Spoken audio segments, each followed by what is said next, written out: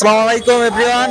তো আজকে কিন্তু দেখলাম যে গদখালি পানিসারায় ভাই কিছু লিফলেট হাতে নিয়ে কিন্তু দাঁড়িয়ে রয়েছে যে হাতি হত্যার বিচার চান, না হলে পরবর্তী গুলি কিন্তু আপনার আমার উপরে হতে পারে। তো ভাইয়ের এমন উদ্বেগটা কেন, সেটা এখন ভাইয়ের মুখ থেকে জানবো। তো ভাই, আপনি এমন একটা উদ্বেগ নিয়ে কেন রাস্তায় দাঁড়িয়ে আছেন, একটু জানাতেন। ভাই, উদ্বেগটা এই জন্য যে আপনি মনে করেন আজকে বিচার হচ্ছে না, কালকে আরেকজন গুলিবিদ্ধ হচ্ছে, আরেকজন হত্যা হচ্ছে, যেখানে সেখানে হত্যা হতেই আছে, বিচার নাই, হত্যা তো হবেই। তো আমরা যদি বিচার না চাই তাহলে আছে হত্যা এইভাবে হতে চললে বাংলাদেশ তো একসময় একদম নিঃস্ব হয়ে যাবে।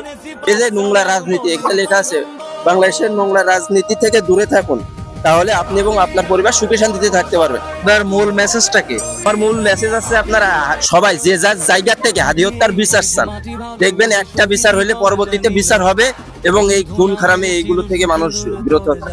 ভাই কিন্তু সর্বশেষ একটাই জিনিস বোঝাতে চেয়েছে, হাদি হত্যার বিচার যে যেখান থেকে, সবাই কিন্তু এইভাবে প্রতিবাদ করুন।